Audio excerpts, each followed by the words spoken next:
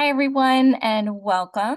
My name is Joy Banks, and I am the Executive Director of the Council of State Archivists, or COSA. Thank you for joining us today in the first of what we hope will be a very beneficial series that we're calling Tools and Tech.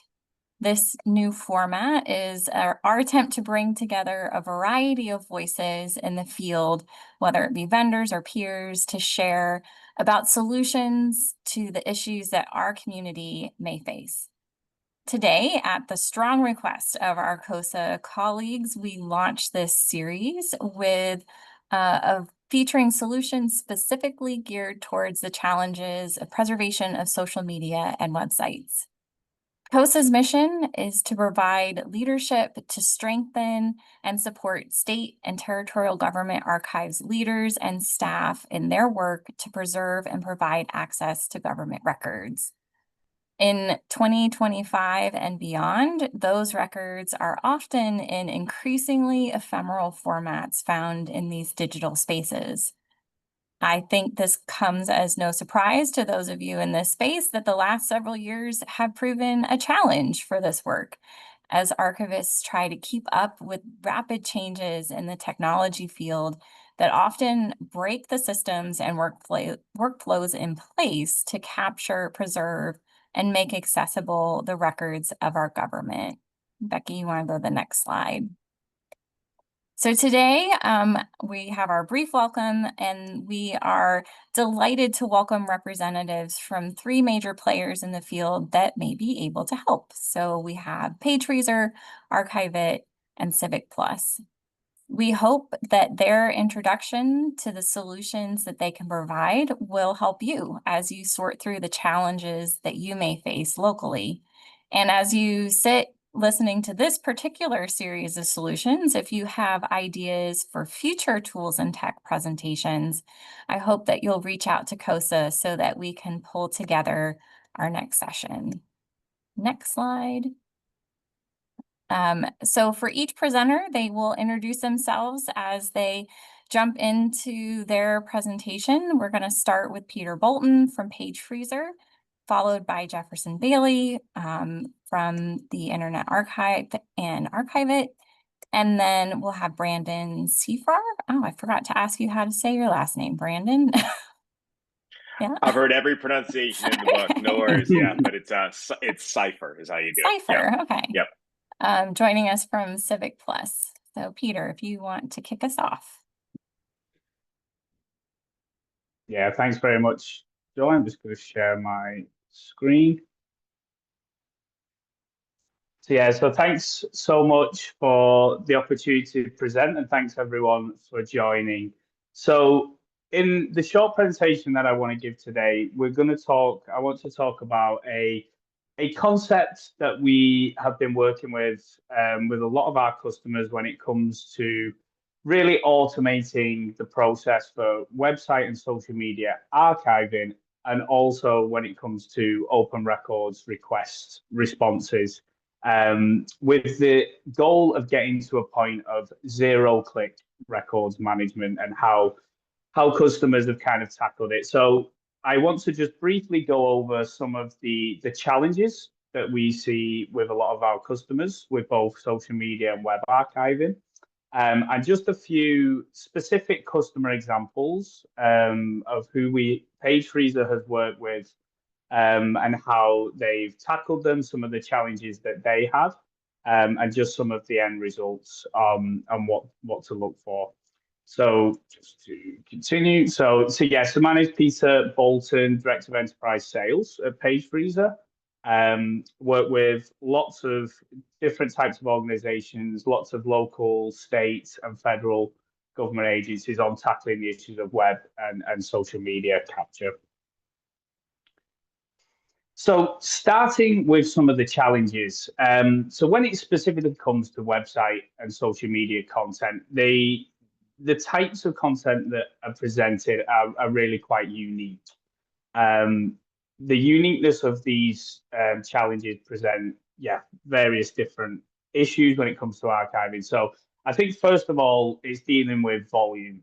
The sheer amount of volume of data makes it really difficult to scale to be able to capture. That could be, for example, an extremely large website. I've seen some websites that range from a couple of hundred pages in size to up to, say, 1 million pages on a very high example. Lots of variety. Of course, social media is constantly changing, whether that be comments on a post, likes and reactions on a post. It could be edits and deletions. So it makes the cataloging of that data and keeping track of different versions, whether it be of a website, whether it be of social media, a real challenge. So the preservation of the data, really difficult. It's difficult to collect the data in a format which is appropriate, a fully authenticated format, and also actually then, even if you have managed to collect some of the data, it's actually managing that data, being able to retrieve the content that has been archived, and also then being able to ultimately use that data to, say, export a data to actually respond. And it could be, the best example is responding to a specific record request that you may have. So I'm going to go over some examples of how a couple of customers have actually used Page Freezer to try and achieve that the zero-click records management when it comes to both social media, websites, and being able to have a permanent archive, long-term preservation of these records, as well as utilizing a feature of Page Freezer called our public portal, which greatly helps with automating, but actually eliminating a lot of the FOIA workloads and requests that we see with customers. So the first example I want to use is the Department of Education. Their challenge was, this is all centered around website archiving, so there was no social media in scope here, but the department had, over the past couple of years, a huge, what they call a web modernization program, where they are basically restructuring their whole sites. They're going to be removing a lot of content and taking down approximately 22 sites. So that presented a real urgent, immediate need to archive these sites. And the total inventory was about 150,000 web pages that they needed to capture. The use case was, of course, improving transparency, but also being able to respond to FOIA requests. Most importantly, I think, is meeting the NARA, in this case, record keeping requirements, similar to some of the state requirements. And they were really trying to automate this process, because the challenge ahead with the amount of content would have been probably unworkable to actually manually try and capture all of these sites without an automated process. So Page Freezer helped by, we are now archiving all of their sites on a daily basis. We captured all of their previous content, and it completely automated the process for them. The department are also publishing their archives with us. And again, this is a huge help for any FOIA request that they may receive for any content on the website from any moment in time. Since we have been capturing it, a member of the public is able to go and visit their actual live archives on the website. And this is an example of what that would look like, a live dynamic archive of the department's website. And again, all completely automated.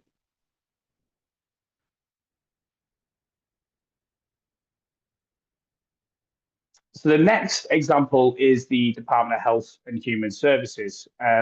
Again, this is a website capture project.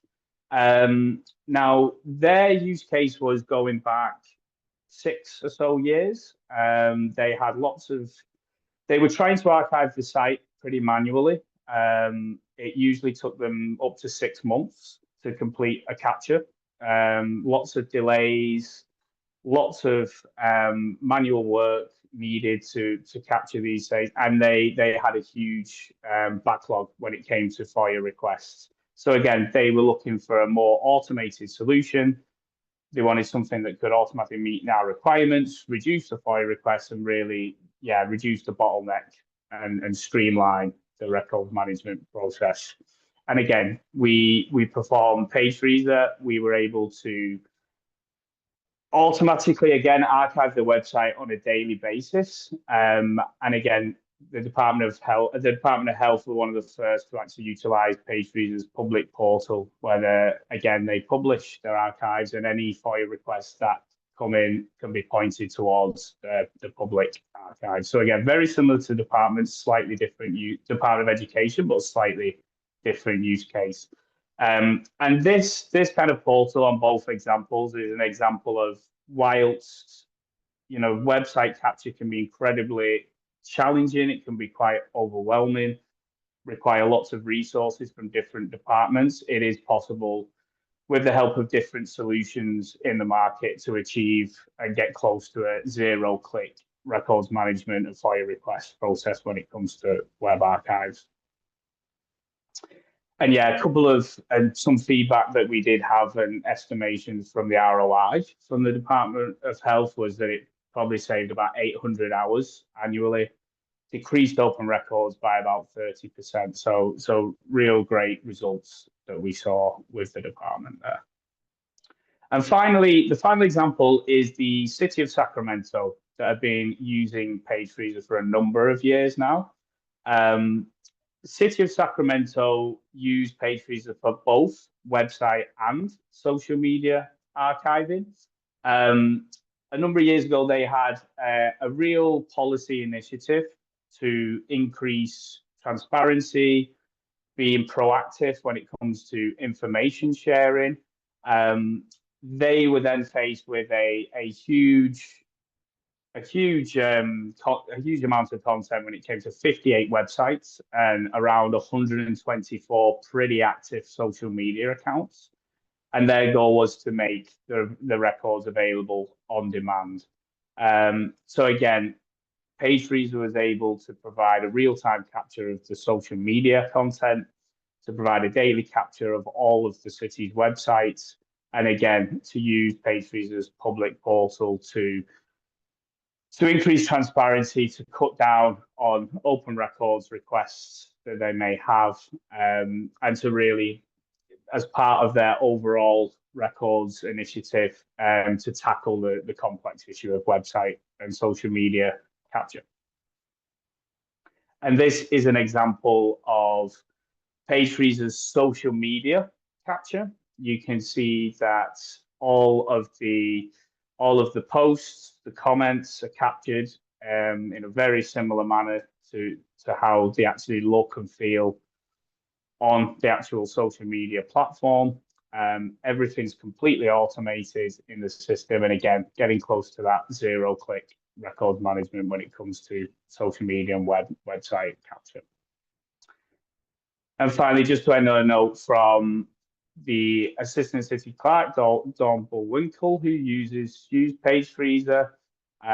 Just a quote here that she provided some really good feedback, all centered around compliance with public records keeping laws, meeting city policy.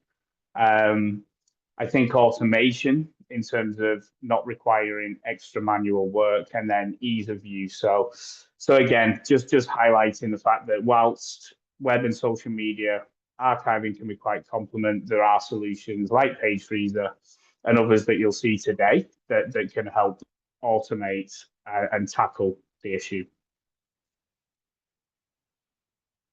Yeah, and so just to summarize some of the benefits of trying to get to zero-click management, particularly Page Freezer, is peace of mind, ensuring that everything is collected and that it's automated, meeting all of your local, state, federal record keeping requirements. Again, reducing the manual work needed and really trying to get to that zero-click when it comes to open records, request fulfillment. And then also the important element of increasing transparency and making it easy for the public to access open records.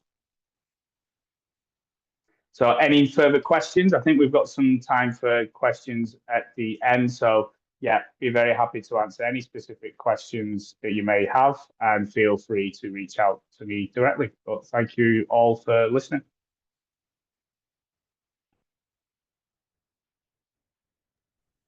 Thanks, Peter. Yep, and if you have questions as you think of them, feel free to enter them into the chat. Otherwise, we will move along to Jefferson. Cool. Thank you, Joy. And thank you, of course, to COSA for hosting us and to everyone for attending. So let me share my screen.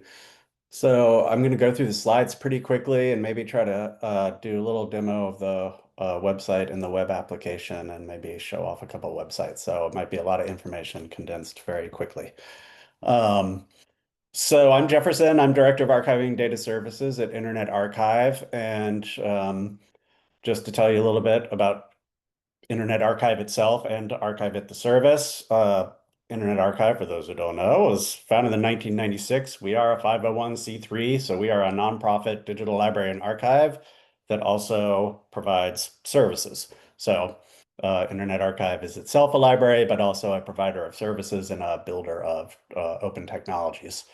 Universal access to all knowledge is, of course, our mission, and a lot of the services are oriented to helping other organizations also fulfill that similar mission.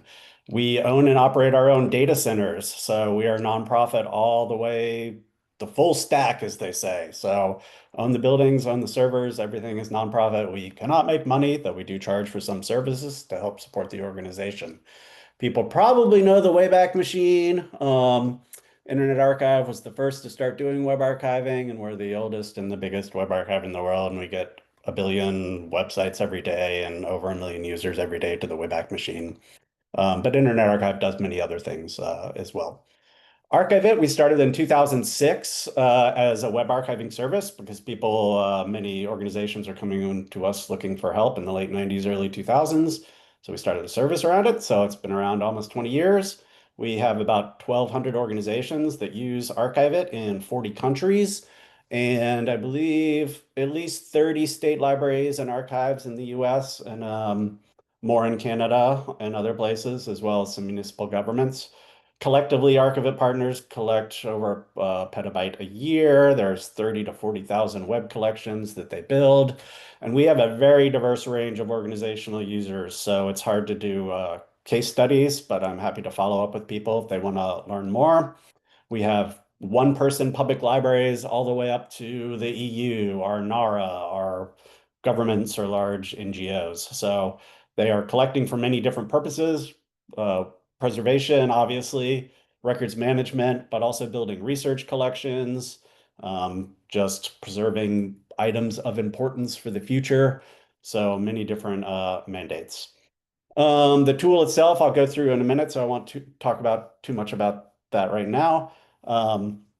But beyond Archive.it, we also do large-scale contract web archiving, which is basically too big to run in the Archive.it platform. So there are also customized solutions that we do through contracts, and that's generally with governments or national libraries or archives in other countries, things like that. So there's two sort of aspects to Archive.it. There's the public website, archive-it.org, which is where partners make their collections available. So we'll take a quick look at that at the end. There's branded organizational level pages that feature the collections and provide access. And there's full metadata and full text search for all of the archived collections. How do they build these collections? Well, there's also the web application. So it is an online SaaS web app that partners get access to, and that is where they do the significant work of building the collections, managing crawls, scoping, QA, all that sort of thing. So we'll look a little bit more at that. So this is just, I'll do a quick demo if I have time at the end and just run through the web application. It's quite complex because we do have people doing very small web archiving projects to tens of terabytes and billions of URL scale projects. So there's a lot of functionality to meet those diverse use cases, but we'll look at some of the basics. So there's archive.it.org I mentioned, but any public collections that are on archive.org are also in the Wayback Machine, and they are attributed in the Wayback Machine to the organization that did the collection. So it's both directed access, but also in the global collection, which is where a lot of people find materials. Archivit is API first, so there's APIs for collections, for metadata, for all the search functionality, for data downloads, for external system integrations, and things like that. How does the sort of budgeting work? It is basically an annual subscription service. So people pay a one-time fee per year for a specific data budget.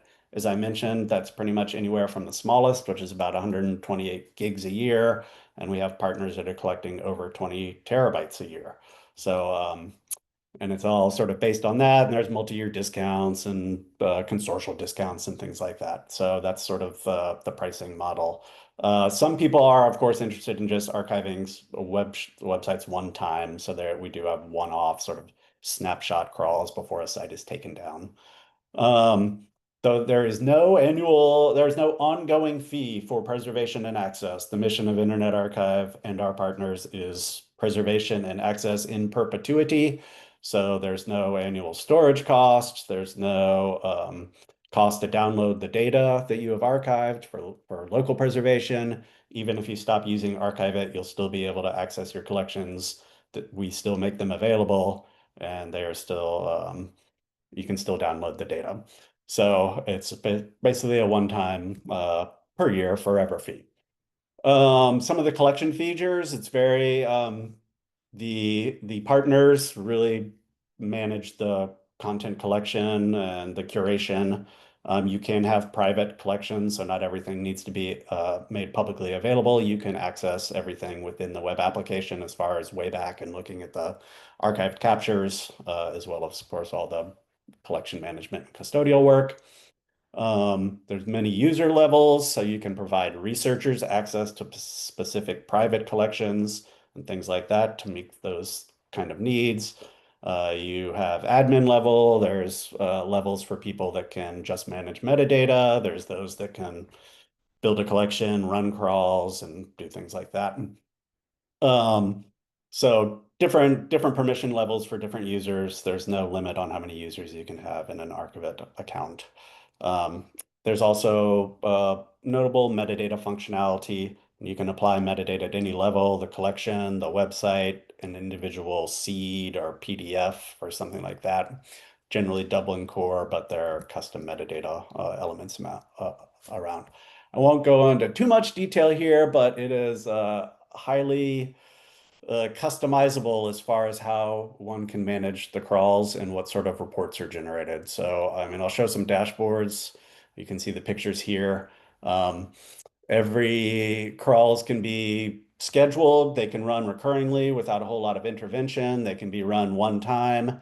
You can set all sorts of limits. You only want the crawl to collect this much data. You only want it to get PDFs. You don't want it to get any YouTube or video, which can take up a lot of data budget. So there's a whole lot of advanced scoping rules that can provide limits. Once something is run, we do build our own crawling technologies too. And so there's multiple technologies that you can use to capture different kinds of websites. So social media might benefit from this harvesting technology. Generic websites would benefit from a different one. And as I mentioned, there's lots of different scheduling and embargoing and other sort of features to manage when the crawls become available. As far as tech support, archiving the web is hard, as I think all us presenters will agree on. It's messy, and the web as a technical platform is very forgiving. There's crawler traps, there's robots.txt blocks, and all sorts of things that can impact the ability to archive something.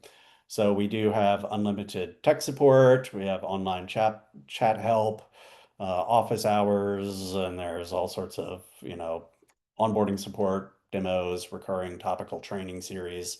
And we do annual partner meetups and regional meetups with our user communities as well. So there's some community aspects to it as well. For all the data for the preservation and the storage, as mentioned, we own and operate all our own data centers. We keep at least 3 copies of all 3 online copies of all Archivit data in multiple IA data centers in multiple geographic locations. They're all regularly fixity checked. We store additional copies in offline storage. And of course, partners can download their archive data at any time, either via API, via a web browser, and we do ship hard drives. We also have a lot of integrations with other services, preservation ones like LOX and DuraCloud, collection management ones like ArchiveSpace, and plenty of APIs for other integrations. Some other services that come with Archiveit or are available is if you start using Archiveit and you want copies of your website from before you started using Archiveit, we can take them from the Wayback Machine and add them to your Archiveit collections. We also have some redirection services. So if you take a website down, it can automatically redirect users to the archived copy hosted in Archiveit. We integrate WARC files, which is the web preservation format, from partners when they join, if they have some that they had created themselves or collected from a different service. And we build custom access digital collections platforms as well. So just to quickly mention some other products, just because a lot of Archiveit users use other ones that Internet Archive also runs and they're related. We have Digital Preservation Service, which is content agnostic. So some people want even more copies and they want to specify the location where it is stored, like in Canada or in Europe. Some of our Archiveit users use that. Arch is our sort of text and data mining service, especially for web archive collections, which can be very challenging to provide at a large scale to researchers or to external parties that might want them for some evidentiary reason. So a lot of our partners use our text and data mining service to help provide computational access to their collections. And IA does a lot of digitization as well.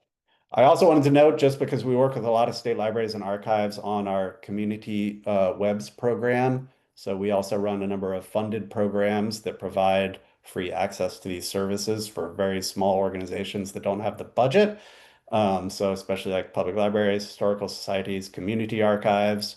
And this program has been pretty popular as we have over 300 members in almost all 50 states. And we often work with the state library and the state archive to sort of help serve as the hub or to help coordinate access to smaller organizations.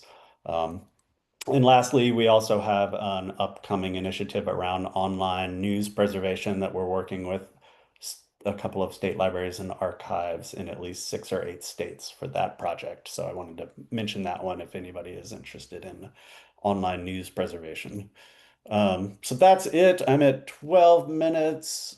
I don't know, do I have time to do like just show the websites, or just should I just show them to people or just send the links to people? The web app you can of course access, but yeah, let's I think we'll move to Brandon, but there's probably going to be time at the end if folks want to see that in a little bit of a live demonstration. Yep, you can of course go to archiveit.org and see the public collections and search for ones that already exist, and we're happy to do trials and demos for those that want to see the web app. So thank you. Thanks, Jefferson. So last up, but not least, we'll have Brandon share more about Civic Plus. All right. Thank you everybody for taking the time. So yeah, I am Brandon Cipher with Civic Plus. I work mainly directly with enterprise agencies for social media archiving.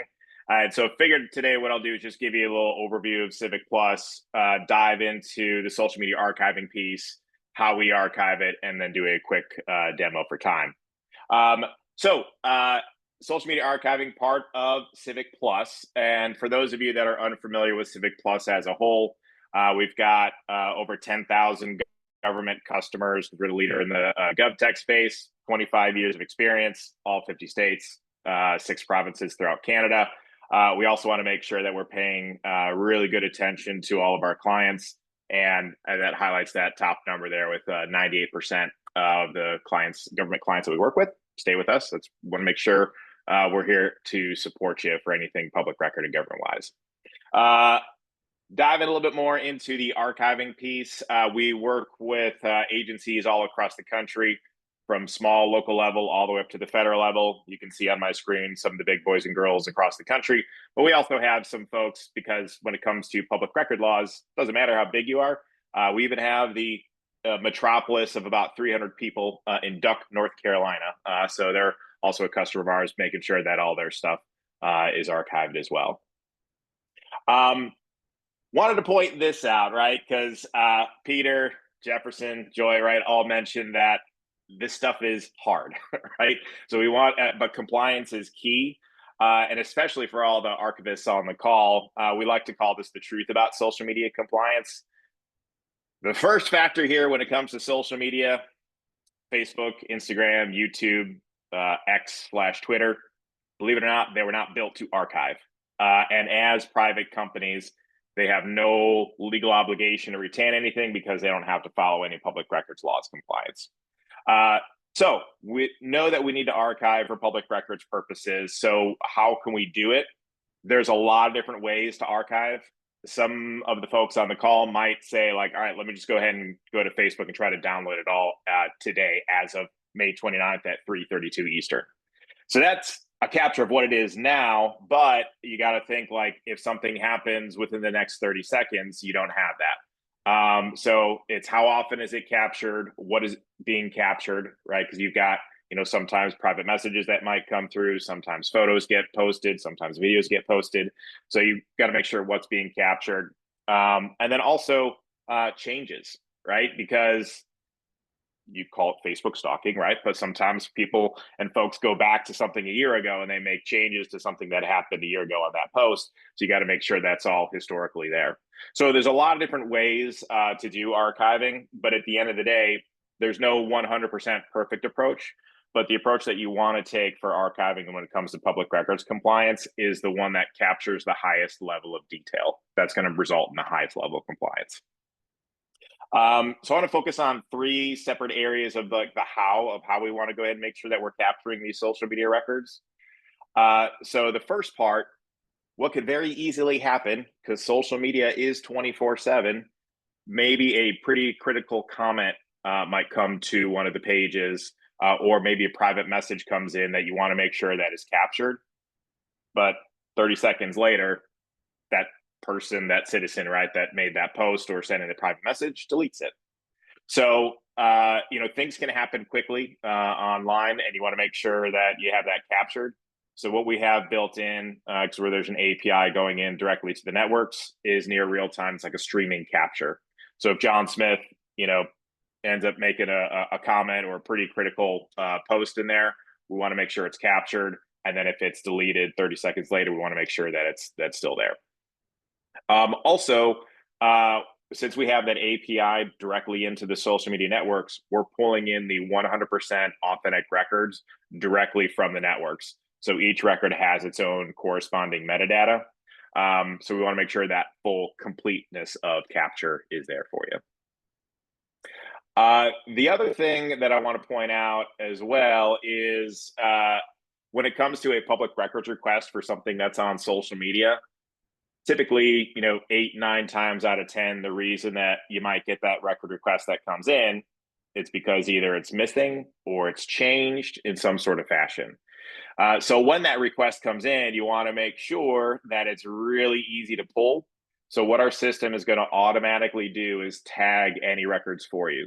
So if something gets deleted, something gets edited, something gets hidden, for those using Instagram stories, right? Those go away. So we all tag those as expired. So for example, if you had a public records request that comes in that says, hey, I want to see anything hidden across all of your social media accounts for the last 2 years, you can easily go ahead and pull that out of the archive. Another thing that I want to point out that I want to make sure we have captured for you. Sometimes there'll be First Amendment auditors that come to local government agencies and submit a record request for anybody that's been blocked on social media. And so what we want to provide for you is a blocked list, and especially for those agencies that might have multiple pages throughout the entire agency. This is all going to put it into one cohesive archive, so you can easily go to each specific page and pull that list of who's been blocked, but then also how it's changed over time to make sure that's captured. So the other thing, as far as like the compliance part, so these networks, they change all the time. And for those of you on the call, you might even have your own personal, for example, Facebook pages. But February 18th, I believe, was the exact date. Meta or Facebook made a change saying that we are changing our live video storage policy. So for any videos posted, live videos posted February 19th and beyond, they're only going to keep it for 30 days and then remove it. So again, it highlights how these networks are private companies and they have no legal responsibility to retain anything because they don't have to follow the public records laws. So what we want to make sure is, like, for example, when there's a live video that's posted, we want to make sure it's all captured. The other thing that we've got the ability to do is, let's just say your Facebook page started in 2001, or maybe not 2001, this is a little bit further, but 2010, we'll say, right? So that's a lot of records that still exist potentially today. We want to make sure those are preserved.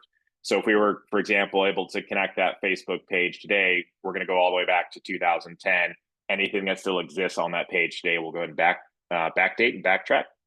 But also in that Facebook stalking analogy, right? So, we have everything up and running, but then, somebody today goes back to a post from 2016, they decided to delete some things or make new comments. So things have changed.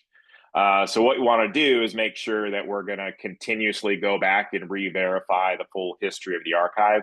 Because if things have changed, we want to make sure that you have not only today's version, but all the previous versions in there as well for you.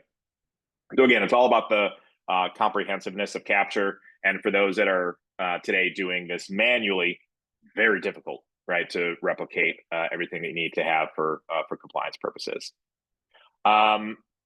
Real quick demo. So we have the state of North Carolina that is a customer of ours. And what they've decided to do is make their social media archive public. So anybody that's on this call can go ahead and go to this and do some searches. For example, they're talking about like beach. Maybe, hey, I'm thinking about going to the beach this weekend. What's happening? So we can go ahead and search for beach. And then what's going to happen is it's going to have all their verified social media accounts, anything beach related. So I can scroll down to that specific social media page. Within Facebook, I can go straight to any video comments, right, that might be on beach. I can also sort it by time, right, and go ahead and go down this. And then I also have, maybe so this person's partial to Carolina Beach, but if I click on show thread, I can go ahead and see what that entire conversation has been like. So the comprehensiveness of capture for you. So, and I know, right, that's coming up close to that 10-minute time frame. But any questions and or back to Joy. Thanks, Brandon.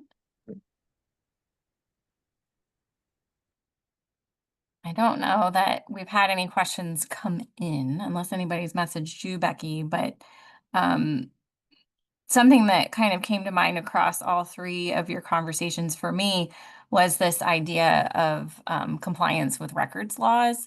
And I'm wondering how or if the systems that you have allow you to do some programming for that. Like, can you tell the systems what your laws are so that it captures those things that keep you in compliance? I can go ahead and jump in real quick. So, right, as everybody knows, with every state, the public records law is a little bit different, but they're kind of virtually the same thing, where, something is determined to be a record if the content itself has to do with, business of our agency, made or received. So very intentionally broad. And then, of course, the general broadness as well is that it doesn't matter what the format is. So the way that we advise our customers is kind of comparing it to email archiving, because some emails that you get might not necessarily fall into that public records category. So if you email internally, it's a beautiful day, right? That might be true in your area, but not necessarily related to the business of that particular agency. So we recommend still archiving everything so you do have it. And then when it comes to a public records request, you have those backed up, but then you might not necessarily, it might be non-responsive, right, as you're fulfilling that request. So just make sure that everything's archived and kind of comparing it to your email. Yeah, I would agree with Brandon. Yeah, very varying, quite broad laws, different from state to state, federal, local. So yeah, collect everything. I think one thing to add as well is when it comes to the actual records that are being collected, whether it be from a web collection or social media, also really important on collecting metadata, as it's called, and also ensuring that the actual records that are collected are authenticated. And there are various standards set by like NIST that when it comes to electronic records in general, using things like digital signatures to give the record that has been collected its authenticity. So it tells that it would tell that the actual archive hasn't been tampered with, that it is the original record. So that's another thing. When it comes to, whilst it's similar to what Brandon said, it's not necessarily specified in a lot of cases. These are all good best practices to follow, is making sure that you collect everything as a best practice, and also making sure that, you know, using a system like PageReader, Civic Plus, or Archive-It, that those records have been collected in a certain way, which makes it authentic.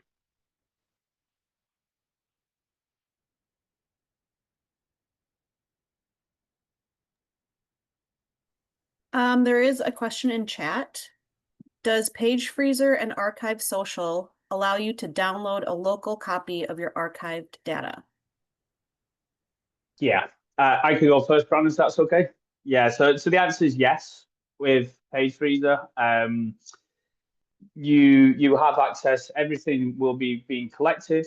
PageFreezer is a SaaS solution. You'll have access to PageFreezer's really easy to use dashboard, and one of the options there is to, first of all, organize your data, whether it be a couple of social media posts, and then actually export that information. So, for example, if you needed to find a post from 3 years ago that you needed to export, you can do so really easily with a couple of clicks. So absolutely yes with PageFreezer. And Brandon, I think, yeah, if you want to hand over to yourself. Yeah. So great question. Right, same as Peter mentioned, it's 24/7 access, a dashboard. You can go in there and look for anything that you want. Of course, if you're having trouble or forget how to do something, you could reach out to any of us for support. But if you do want to download the entire archive, you can. There's 3 different versions you can do. One is PDF. If you have hundreds of thousands of records, probably wouldn't recommend as a PDF for download, but we also have CSV or HTML if you want to take it all offline. Okay, the next question. If an agency allowed email input for questions or requests, could those also be collected via the website?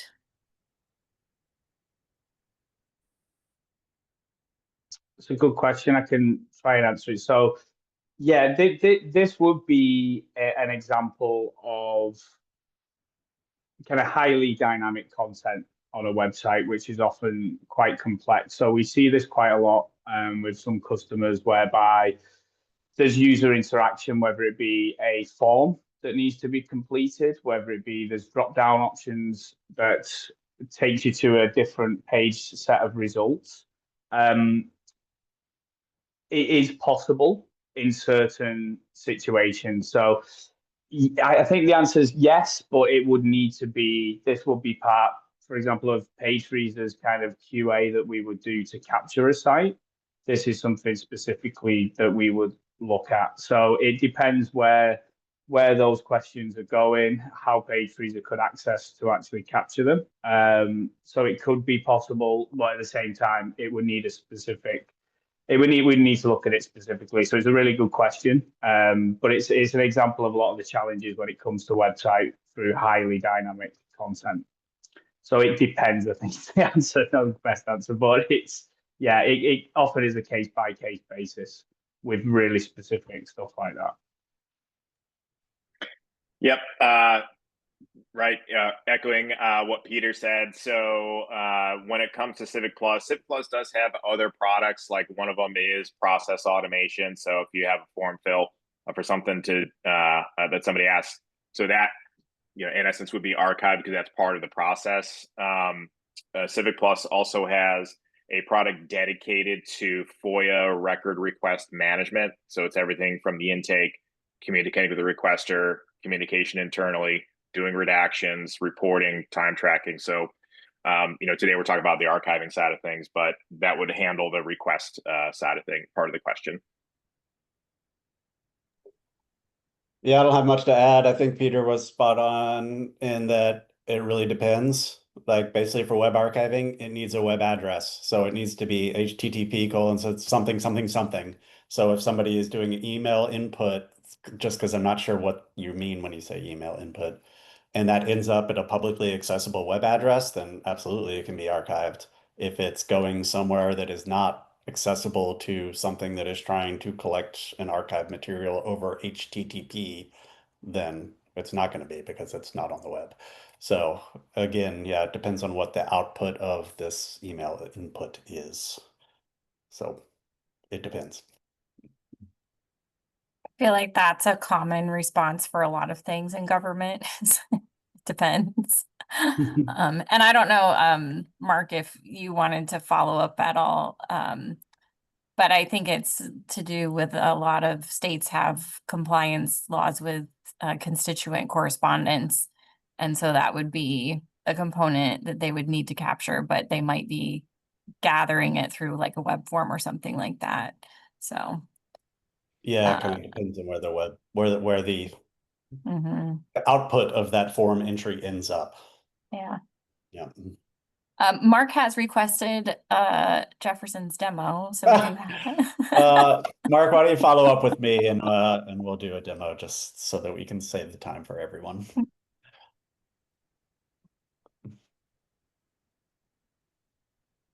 One of the other questions I kind of thought of while we wait to see if others have some to type in was on making the argument for this. Obviously, there's a return on investment for all of these tools, but I'm wondering if you have any advice or suggestions for those who may be trying to get a budget line or something to justify having this as a tool for them in their archive.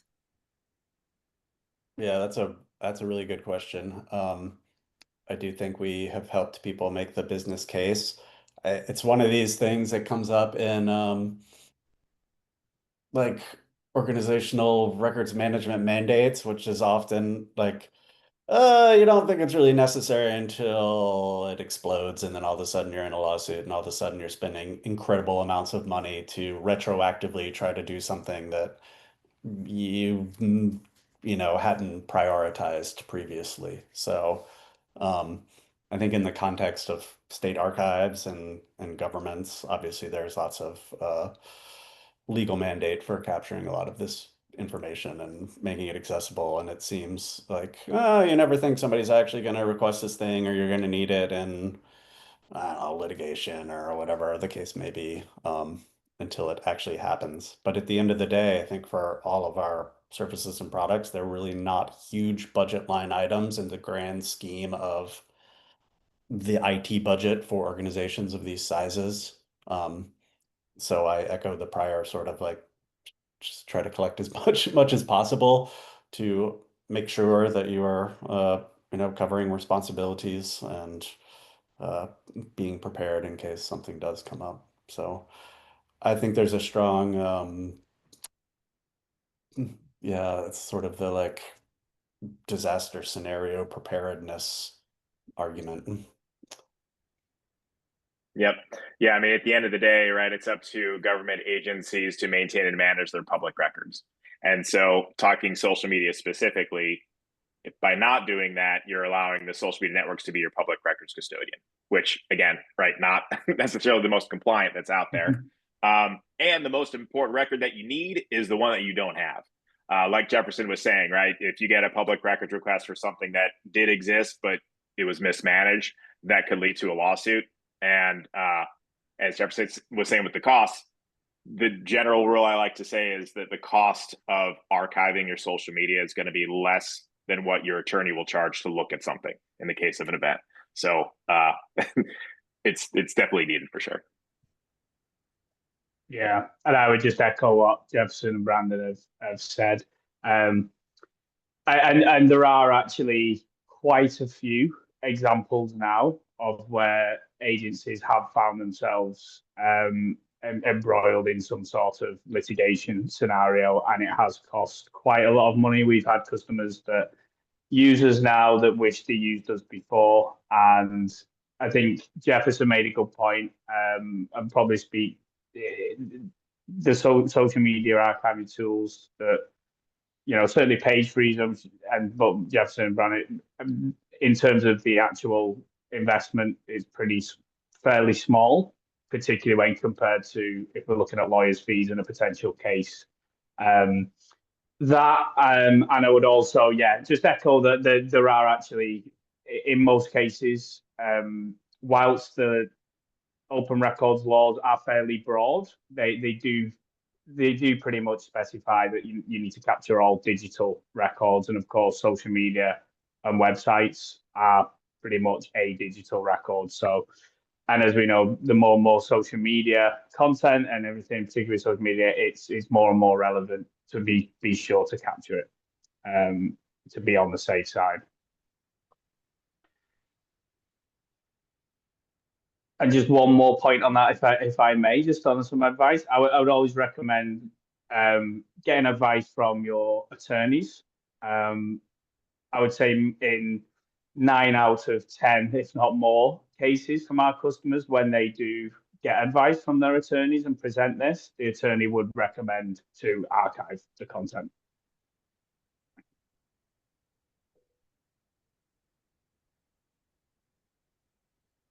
Doesn't look like there are any other questions coming in, so we'll say thank you very much to all of our speakers, Peter, Jefferson, and Brandon. It was really great information.